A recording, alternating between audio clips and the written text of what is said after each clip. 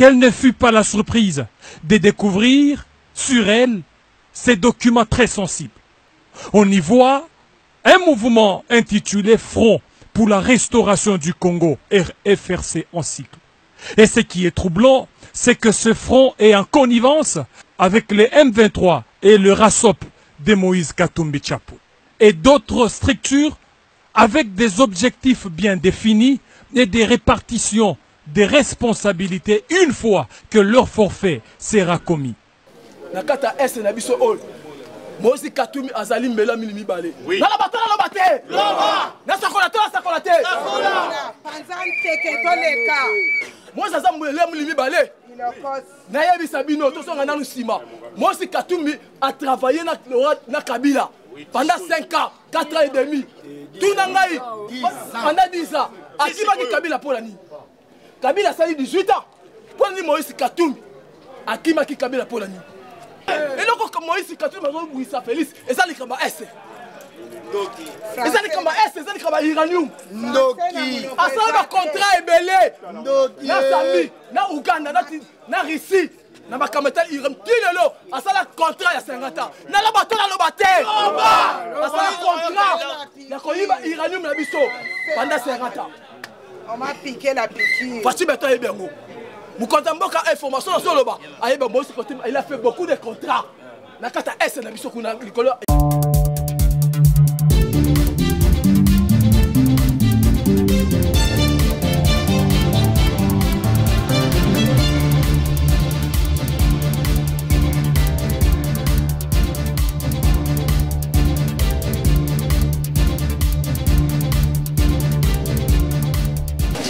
Tobeti maboko makasi pepe Congolais beti maboko makasi. Na yebisa kibino awa ke no président ya provincial na Godin Poi akokangama. Nanani na gouverneur na biso Ngobila. Na pesa ke formation awa. Na baki bango mibale bakosani ne. Mercredi ozoya Godin Poi na gouverneur na biso na haute cour militaire. Beti maboko makasi papa. Tozo sala sisi jete. Makambo j'ai tous les gens qui sont Ngobila Chantini oyo ba pesa bango invitation ba pesa ba beaucoup mais na biso oyo ba que se présenter tangu sur na kata hôtel de ville parce que ba trouble ba kasi et so na kata ba quartier et so na kata ba wenze bango le comment bazo ça les até okende bazo so ba 1/10 ya ba beaucoup mais na biso ba beaucoup mais ça va ça tête trop. Vous comprenez yona ya vous comprenez ba beaucoup mais na biso ba ça tête trop. Donc, on peut savoir une invitation, que nous se représenter dans notre communauté parce que Ngobila, en ce soit 1/10, il y a beaucoup mais c'est la mission nyonso, en ce qu'on peut sa professionnel hall. Il y a besoin de comprendre que non, les nous, côté ma pétition, presque 100 pétitions. Donc, Akita, Amata, quand on peut s'aligner. Et ça quoi déjà? Parce que c'est le cas de Kozamboka a signé officiellement. Bamana Ngobila ba kene au militaire. Papa tout ça dans gouverneur. J'ai même ma mère coupée. Bon c'est au bois gouvernement. Après une semaine, président ko bois gouverneur de Kinshasa. Beta maboko makasi ba. Papa. Toza sous la terre à perdre. Toza sous la terre à perdre. Donc dès que tu es dans batu oyoyo, surtout meki ko sala erreur. Na 2 ans etikali. Keba 2023 kindo ke sala biso ba Congo to kindo sala bitumba. Vous en pas pour te fiter biloko wana. Il faut travailler trop dur. Na 2 ans etikali. Yango mo konzamboka lobi tanga zo kita awa. Papa, yemoko tête à tête na bevertisseur. Tant personne awa akosalisa bevertisseur nyoso. Yamboka na biso ba kasebu. Ba ma vivana, ba ma fungu. Oye basala biloko kolia na babako na ba province. Minute de toza boy, tozo tekeli kamu ya éducation, tozo tekeli kamu social et puis tozo tekeli kamu ya travail, beta baboko bakasi. O toza na minute oy.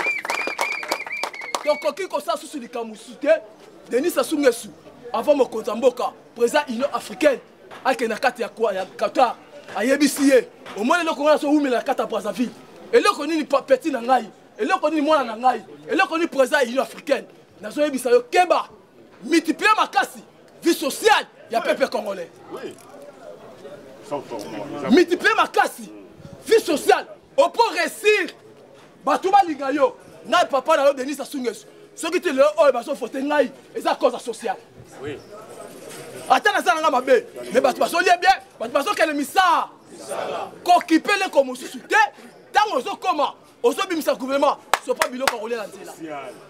Ce n'est pas vie sociale dans là. Et puis ça, Batouba ça. Batouba soit à $300, $200, va ça la racine pour la banane là-bas. Il y a besoin de comprendre. Batu oyo opposition, lelo obandimi basa l'opposition. Ba kitaba mata ese biso to sakuna. Ata basa l'opposition, ba ko lemba ba ko tuna ngu. Yango so mona que premier ministre oyo Sam to so courageux. To yebisi Sami boy. Bien sûr, yango moni pe papa na biso kitenge Yesu. Akati yena mukuse. Abi non, cette fois-ci, il y a de nouveaux visages. Bilonga sika. Et puis to tieba na basi na kata gouvernement oyo. Et puis beaucoup de là, bilonga si que ça na kata gouvernement haut. Tous autres travaillent na bana basi. Donc to robangelo comme côté tangu mo konsambo kasoya. Malabo to so publier gouvernement. Mais ça boté. Oui. Yango so mona que non. Na kata S na biso haut. Moi aussi Katumi azali mbela milimi balé. Na la batala la baté. Loba. Na sakola to sakola te. Sakola. Panzan teke to leka. Moi ça mbela milimi balé. Nayebi Sabino, tout ça on a nous ciment. Moi aussi Katumi a travaillé na Kabila pendant 5 ans, 4 ans et demi. Tout nangaï pendant 10 ans. Akiba ki Kabila pour la nuit. Voici la dame par laquelle le complot de la balkanisation de la RDC a été démasqué.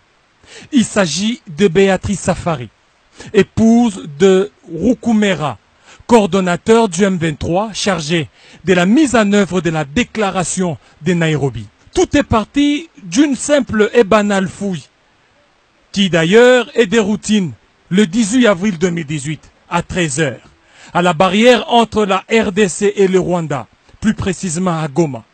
Quelle ne fut pas la surprise de découvrir sur elle ces documents très sensibles. On y voit un mouvement intitulé Front pour la restauration du Congo, FRC en cycle. Et ce qui est troublant, c'est que ce front est en connivence avec les M23 et le RASOP de Moïse Katumbi Chapwe et d'autres structures avec des objectifs bien définis et des répartitions des responsabilités une fois que leur forfait sera commis. Entendez par forfait accéder au pouvoir par des voies illégales et illicites. L'arrestation de cette dame n'est pas anodine. Tenez, le 4 mai 2018, Bertrand Bissimois va écrire une lettre à Saïd Djinit pour dénoncer l'arrestation de la dame comme l'indiquent ces documents. Alors, que contient ces documents mystères?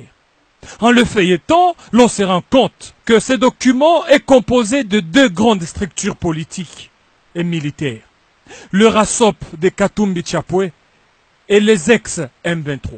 Parmi les objectifs poursuivis de ces fameux fronts, c'est d'engager les révolutions, faire adhérer des membres. Déjà l'on signale l'enrôlement ces derniers temps des jeunes dans le mouvement des rébellions vers le Rwanda et l'Ouganda. Et d'autres objectifs encore, c'est de faire tomber les villes progressivement et renverser les institutions légalement établies. Revoir la Constitution, surtout la loi sur la nationalité. Instaurer la transition de 3 à 5 ans, voilà l'essence d'une transition sans Joseph Kabila, clamée haut et fort par certains politiciens. Revoir aussi en même temps la loi électorale et consacrer un fédéralisme efficace pour faciliter la balkanisation avec le concours de certaines multinationales.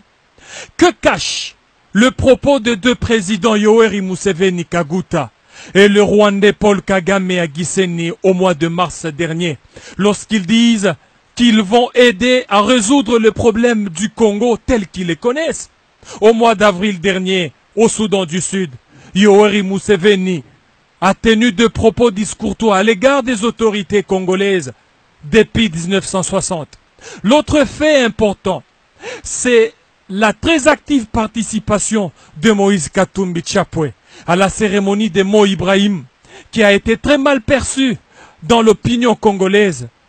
Et dans ces stratégies, l'homme de Kashobwe met en contribution les services de Madame C, d'origine burundaise, devenue très active entre Pretoria et Kampala, où elle sollicite l'appui logistique militaire de ces pays, avec le soutien d'un président de l'Union africaine, mais malheureusement anti-panafricain. Désormais, plus rien ne sera comme avant. La République démocratique du Congo est déterminée à sauver sa souveraineté chèrement acquise et capable à dénoncer toute velléité de balkanisation. Kabila sali 18 ans. Pour ni Moïse Katumbi, Akimaki Kabila pour la nuit. Asa faux tête, faux moutou. Asa ndokimune. Tout n'a Akimaki Kabila pour la nuit.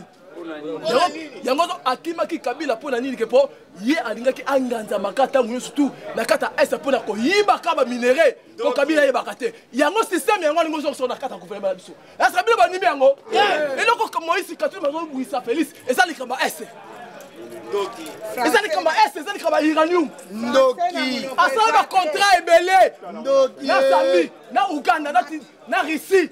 Na makamata uranium tilelo, asa la contrat ya 50 ans. Na la bato na lobate. Asa la contrat. Na koyiba uranium na biso pendant 50 ans. On m'a piqué la piqûre. Fati beto yebengo. Mukonta mboka information na soloba. Ayeba Moïse Katumbi, il a fait beaucoup de contrats. Na kata ese na biso kuna likolo uranium. Yango mole aso porter biso na likamota li gouvernement o kutana yo to kokanga yo to bike no lukutana akosala loko mokoti okoyoka eloko Moïse Katumbi akita amata aza étranger asa 3 double face la kata mboka na biso bona na ba pardon wana tazo senga bazala ba koka champ bazala ba projet ya mabe on bazala na basala na kata mboka na biso est-ce que bonimi pardon go utana yo yongo kopa tokena bango dina suka papa merci na ba combattant toza féliciter la soeur Sabino to leki même ba presse na bango oui et ça bon été banda to sali 2 ans et puis na so Sirebino tous les ministres auto sana bango 2 ans bako kangama ande basuni moko tamboka te et bango ndio surtout basala kata audit bato to sala bango 2 ans ceux qui basaki les bons travailleurs mais to comme la situation haute basaki toujours ba mafieux ba misusu yoki ba conseiller mususu et va kutana mo konza mboka likama malamu pona mboka faut ba pesa $600 ba un conseiller mutana projet à malamu akutana mo konza mboka asakola makama mboka apesa don mboka mais conseiller aso senga $600 Yibi bando dans la desa on comprend le desa na bango posa to desa to kena bango yango so mona to sali sous na droit ya kokoya na hérité na kata mboka na biso o yango moni basango FBI babi FBI eza ba banki munene o efundaka ba mbonga bato okende ba catholique ba zo ba mbonga bato makasi ya ba banki pendant 2 ans to travailler mu kwatombolo si comme on va sur sango et ça c'est parce que mu to motanga ko pesa gratuité yango ko pa ba sango bando buta gratuité la sene pas maté parce que ba sakina ba nyonge belé na kata ba baka bato ba zo ki ba mbonge belé na kata ba baka bato si comme on va sur sango eza facha kangi ba banki akangi madusu nyoso akangi matungulu nyoso tout ba sango ba ndoko yiba na mabele moi basango basasu autrement et sali ezate yango kompo bitumba ya makasi o fata so bunda na basango ezali kama katute basango ya pouvoir te basango bango la bato baso pionnier pour la pouvoir mais basango basango la gratuité d'enseignement parce que bazali na ba mbongo ya bato fa ba futa na ba banque belé oye ba yibaki yango comprendre que na comité ya Vatican bat azotina bango baya na 5e mois na kata Congo a bazo chole bazo ambongo bazo mosengo bakende na bango sanga boyi to humilier bango sanga boyi to tika bango mutaka na kata mboka na biso eza bote yango to yebisi bango soki kala ba meki kokota na kata opposition na ba Kabila to comprendre que non dossier na bango il y aura bic rouge na carte 2023 dès que bazo ngaba mener kindu trouble bango pour ça bango exact non donc na élection na 2023 si basangani déjà baza 3 personnes oyo basangani déjà mais bango koka biso yango moni peuple congolais na micro balader 86% il y a identification et puis ressentiment donc il y a une élection bon côté faut tout ça la resa mais ça peuple congolais maboko makasi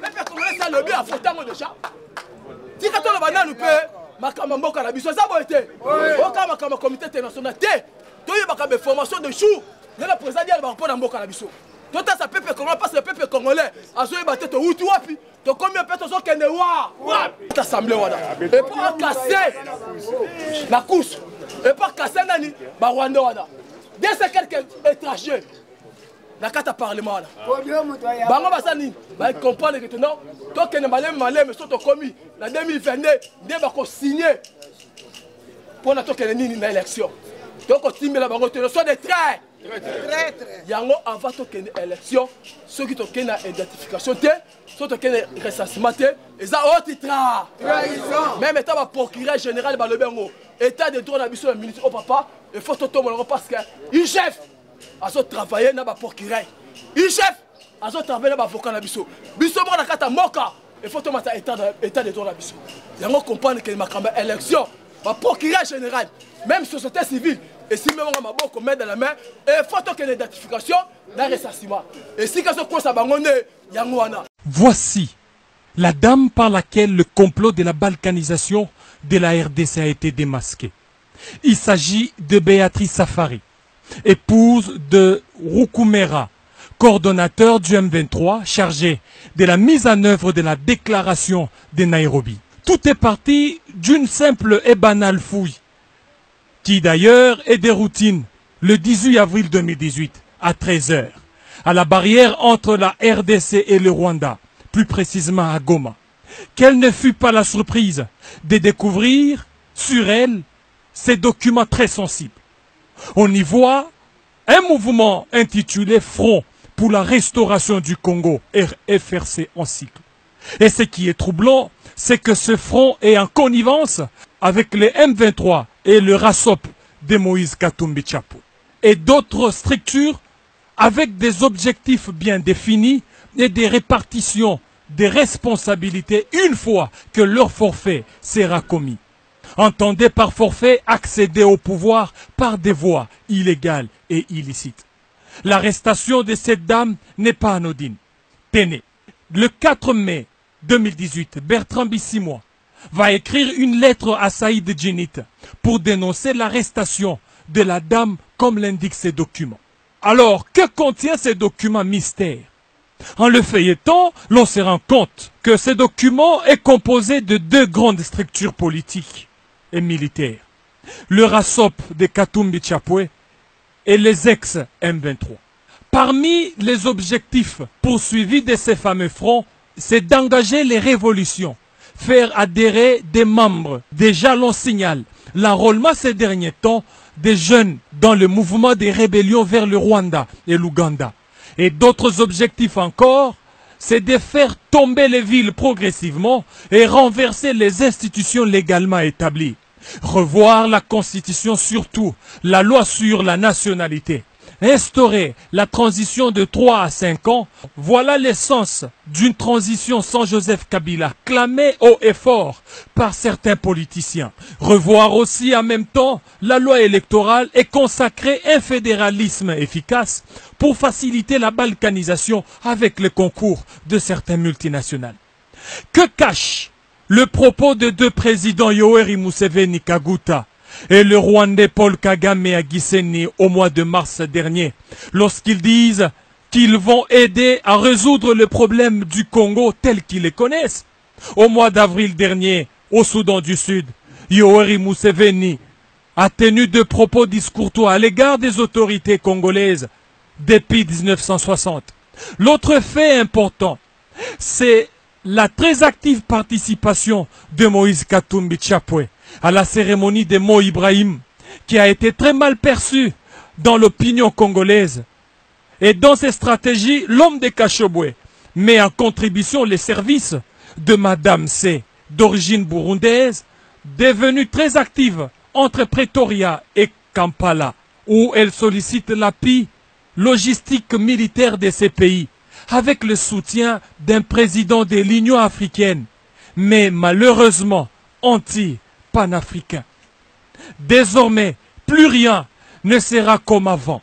La République démocratique du Congo est déterminée à sauver sa souveraineté chèrement acquise et capable à dénoncer toute velléité de balkanisation.